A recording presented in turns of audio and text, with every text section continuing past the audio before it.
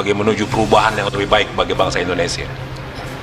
Kenapa alasannya Anies lah sebagai sang pembuka jalan itu bagi Nasdem? Karena di Ketum sudah mengatakan bahwa dia akan mencalonkan orang yang mempunyai kapasitas yang lebih daripada kapasitas yang biasa. Salah satu tanda atau salah satu ciri Betawi masih menjadi raja di tanahnya sendiri itu adalah dengan gubernurnya orang Betawi asli. Kita sosialisasikan Bapak Anies Rashid Baswedan untuk pemimpin kita di tahun 2024. Di mana perubahan pemilih 2019 ke 2024 itu sangat signifikan. Nah, masyarakat Sumatera Barat melihat calon pemimpin nasional ke depan itu ada 3 faktor. Yang pertama sekali adalah integritas, dan yang kedua adalah kualitas, dan yang ketiga adalah istiqomah. Nah, integritas inilah yang ditunjukkan oleh Pak Anies kepada seluruh rakyat Indonesia. Kalau kualitas Pak Anies sudah tidak kita ragukan lagi. Kita lihat saja pada kondisi yang terjadi pada saat sekarang, di mana G20 yang hadir di beberapa belahan dunia di Indonesia. Nah, yang ke depan kita melihat sosok Anies lah yang dicari dan dilihat oleh para pemimpin-pemimpin negara. Anies Baswedan presidenku. Baswedan presidenku. Oke. Anies presiden 2024. Anies presiden 2024. 2024 presiden Anies Baswedan. Hanya kayak Anies Baswedan yang retoris. Apa-apa itu dijawab dengan retoris yang bermain logika kita gitu. Ini kan karakter yang berbeda-beda, Cing. Cing suka nggak dengan semua karakter atau ada konsep? Saya suka gubernur yang kayak gini gitu. Atau orang Betawi lah, atau orang Pisangan nih. Iya, gue aja dah. Gue tidak mewakili Pisangan ataupun Betawi. Oke. Tapi warga Jakarta. Warga Jakarta, sebagai warga Jakarta yang sangat taat nih. Dengan Partai Nasdem mendeklarasikan bahwa Anies calon presiden, itu sudah membuat suatu gebrakan. Karena satu-satunya partai yang pertama kali mengumumkan calon presiden adalah Partai Nasdem. Dorongan dari masyarakat itu sendiri, artinya bottom up. Artinya masyarakat sendiri yang ingin bergabung dengan Anies untuk mendambakan seorang pemimpin tahun 2024, bukan dari atas, tapi dari bawah sendiri. Sehingga taat bayar pajak. Iya, kalau bayar pajak tuh bayar. Bayar pajak, Cing. Di rumah Cing Abdul banyak stiker-stiker bayar pajak, sumpah. Bayar pajak. Bayar pajak. Nah, itu Cing ada concern nggak? Saya suka gubernur yang seperti ini. Pertama kali gue merasakan kebijakan yang langsung berdampak itu pada saat Ali Sadikin. Ali Sadikin. Tapi apakah ini kebijakan pusat atau daerah, gue nggak tahu. Ali Sadikin itu bikin perkampungan menjadi tidak becek. Anies Baswedan, nama yang akhir-akhir ini ramai diperbincangkan baik oleh mereka yang suka atau yang tidak suka. Tak dapat dibendung di tengah upaya para pembenci untuk menjatuhkan Anies, tapi lelaki asli alumni UGM tersebut terus melambung.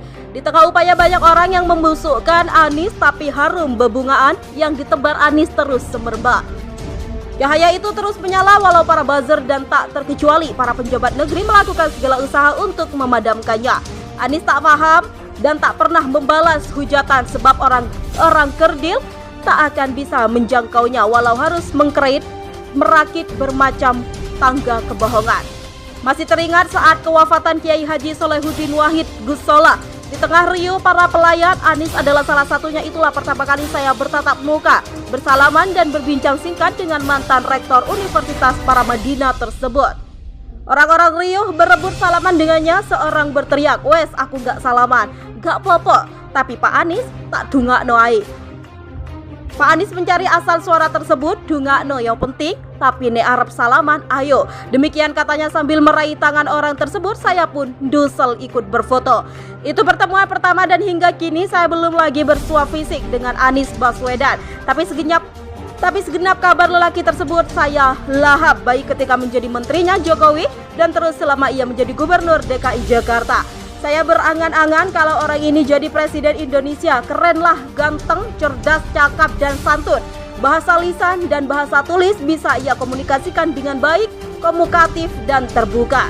Visioner, berkemajuan, dan berwawasan Nusantara. tapi ia tidak gagap bergaul dalam kancah internasional walau secara formal jabatannya adalah gubernur, tapi Anies tak sedikit pun canggung dan gugup dan gaguk bergaul dengan para pemimpin dunia.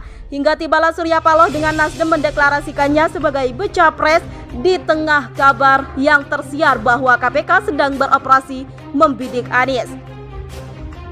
Surya Paloh tak main-main sejak presiden dipilih langsung. Si brewok ini selalu tepat memilih calonnya. SBY 2 periode berturut-turut, Jokowi 2 periode berterusan.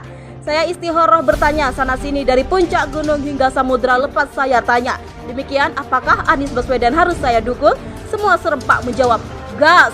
Meski tidak sekuat saat menjadi imam besar Front Pembela Islam pengaruh Habib Rizik Syihab dalam konstelasi pemilihan presiden tahun 2024 mendatang tidak bisa dianggap remeh.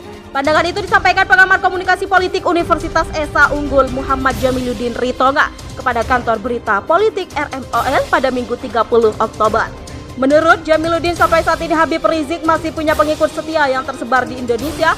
Bukan hanya itu, para pecinta Habib Rizik itu bisa digerakkan kapan saja. Ia meyakini pengikut Habib Rizik kapan saja dapat digerakkan untuk mendukung salah satu pasangan capres. Ia meyakini potensi kekuatan HRS itu tertentu sangat diperhitungkan koalisi partai yang akan mengusung pasangannya capres pada Pilpres 2024. Setidaknya dukungan HRS dapat menambah pundi-pundi suara untuk pasangan capres yang diusung partai koalisi. Demikian analisa Jamiluddin. Banyak juga kalangan yang ingin mengetahui apakah Habib Rizik akan mendukung capres tertentu pada Pilpres 2019 lalu dan 2014 silam. Habib Rizik sangat getol mendukung Prabowo Subianto sebagai capres. Bakal calon presiden Partai Nasdem Anies Rashid Baswedan akan melakukan pertemuan dengan mantan Gubernur Jawa Barat 2 periode Ahmad Heriawan di DPP Partai Keadilan Sejahtera pada Minggu 30 Oktober 2022. Juru bicara PKS Muhammad Khalid menyatakan bahwa pertemuan akan dilangsung di DPP PKS bersamaan dengan kehadiran Anies di DPD PKS dalam rangka menjadi narasumber pelatihan relawan. Advokasi pemerlu pelayanan kesejahteraan sosial pertemuan di DPP. Demikian Khalid mengatakan kepada kantor berita politik RMOL pada Minggu pagi 30 Oktober. Acara pelatihan PPKS yang dimulai pukul 8.00 sampai dengan 12.00 WIB itu diadakan oleh bidang Kesos DPP PKS dengan narasumber lain pendiri Migrant Care Anies Hidayah Heriawan. Dalam acara itu Presiden PKS Ahmad Sayhu dijadwalkan juga akan memberikan sambutan. Anies sendiri telah ditunjuk oleh Ketua Umum Partai Nasdem menjadi baca pres, sedangkan siapapun yang akan diusung menjadi wakilnya mantan Gubernur DKI Jakarta itu diberi kebebasan memilih Surya Paloh. Partai Demokrat sebagai partai yang komunikasi politiknya terjalin intensif mengusulkan Agus Harimurti Yudhoyono mendampingi Anies sebagai paket pasangan Pilpres 2024. Di sisi lain, PKS juga mengajukan Ahmad Heriawan menjadi calon pendamping Anies Baswedan. Usulan PKS itu didasarkan pada pengalaman Aher saat pemimpin Jawa Barat dengan ratusan penghargaan nasional dan internasional. PKS merasa yakin jika Aher menjadi pendamping Anies, peluang menenangkan Pilpres 2024 mendatang semakin besar.